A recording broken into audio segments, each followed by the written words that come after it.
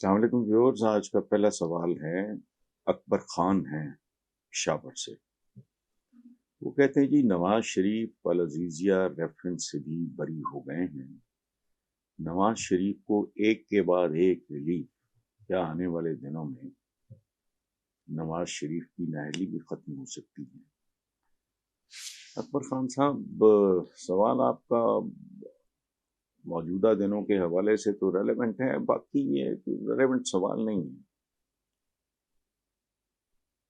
ختم ہو سکتی ہے، یہاں کیا ختم ہو سکتا ہے، کیا شروع ہو سکتا ہے، مجھے آج تک سمجھ نہیں آئی۔ مثلاً کہ جی کچھ دیر پہلے میرے اپنے پروگرام میں پوچھا جا رہا تھا کہ یہ سب کچھ بھی لپیٹ دیا جائے گا جو اس کے اگینسٹ ہے نواز شریف کے۔ تو میں نے کہا یار، ایک ملک ہے اسلامی جمہوریہ پاکستان جو آدھا لپیٹا جا چکا ہے اور اسے بنگلہ دیش کہتے ہیں، میں کیا کروں؟ آئین ہے آپ کا پیارا آئین، کتنی بار لپیٹا جا چکا ہے؟ میں نے لپیٹا ہے یا اکبر خان صاحب آپ نے؟ ذوالفقار علی بھٹو، جوڈیشل مرڈر، عدالتی قتل، آج کل پھر اس کا رولا ہے، میں نے کیا تھا، آپ نے کیا تھا۔ سو اسلامی جمہوریہ پاکستان آج اسی لیے یہاں کھڑا ہے، یہاں کچھ بھی ہو سکتا ہے اور سبھی کچھ ہو رہا ہے۔ دیکھیں، بات سنیں، اقتصادیات جب اس ملک کی تباہ ہوئی، کھپ پڑی، تو چند سال پہلے، 5-6 سال پہلے میں نے ایک بات کہنی شروع کی ہے، I was the only man in this country، کہ تم اقتصادی بربادی کو رو رہے ہو، یہ دراصل تمہاری اخلاقی بربادی کا انڈا بچہ ہے۔ جہاں اخلاقیات کی جنازے نکل جائیں، وہاں اقتصادیات کیا بیچتی ہیں، اس کے پیچھے بھی اخلاقیات ہی ہوتی ہیں۔ So in a country like ours, anything can happen، کچھ بھی نہیں۔ ایک معصوم آدمی سزائے موت، ایک ایسے بندے کے چکر میں جس کا نام ہی نہیں کوئی جانتا، جس کی اوقات حیثیت ہی کوئی نہیں، ملک 2 لخت ہو گیا، پتہ ہی نہیں لگا۔ اچھا، پہلا وزیر اعظم قائد ملت کہتے ہیں، اس کے قاتل کا نہیں پتہ، یا کمال ہے۔ 2 دفعہ کی وزیر اعظم دن دہاڑے قتل ہو گئی، نہیں پتا تو کیا ہے۔ اس لیے آپ ان سوالوں پہ پریشان نہ ہوا کریں۔ تو ریلیف ہے یہ، میں نے تو اس کا نام رکھ دیا ہے میاں نواز ریلیف، نواز شریف نہیں۔ یہ کو 2-2.5 مہینے 1.5-2 مہینے پہلے کی بات ہے، میں نے کہا اس کو آئندہ نواز ریلیف، لیکن انتظار کریں اس سیریل کے یا سیریز کے آخری ایپیسوڈ کا۔ ایک انصاف کہیں اور ہونا ہوتا ہے، اس کی طرف دیکھتے ہیں۔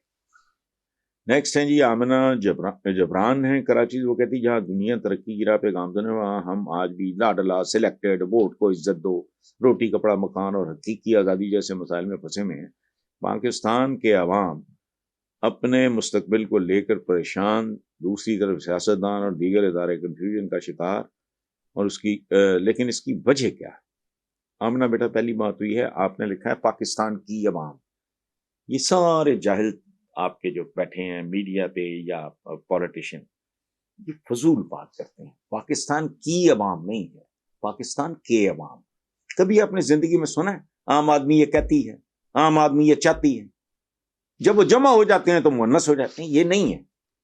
یعنی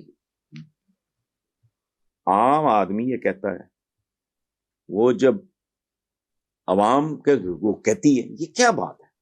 بہرحال پاکستان کے عوام، یہ نہیں کی عوام نہیں ہے، پاکستان کے عوام۔ اب آئیں آپ کے سوال کی طرف، تو اس کا ایک لفظ میں اگر جواب چاہیے، وہ ہے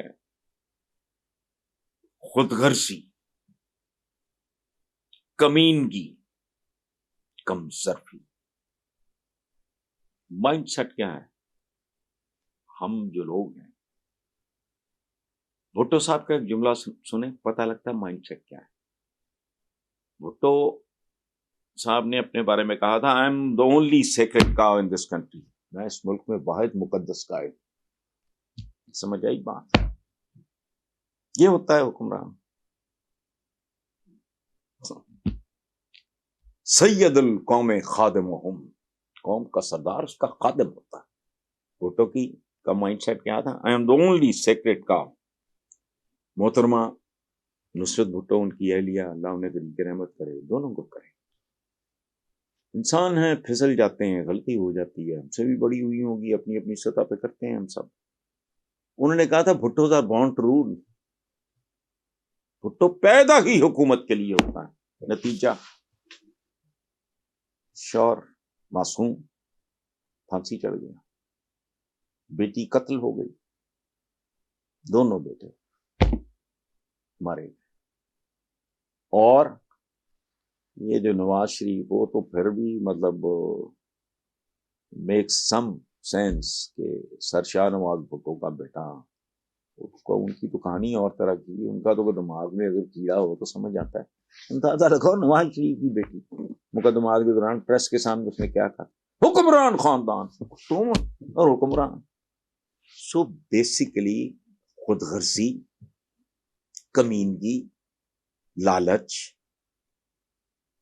اور اپنے آپ کے علاوہ کچھ نظر ہی نہ آ رہا، اس نے یہاں تک پہنچایا. اور یہ مائنڈ سیٹ مجھے دور دور تک تبدیل ہوتا دکھائی نہیں دے رہا بیٹا. I'm sorry. Thank you.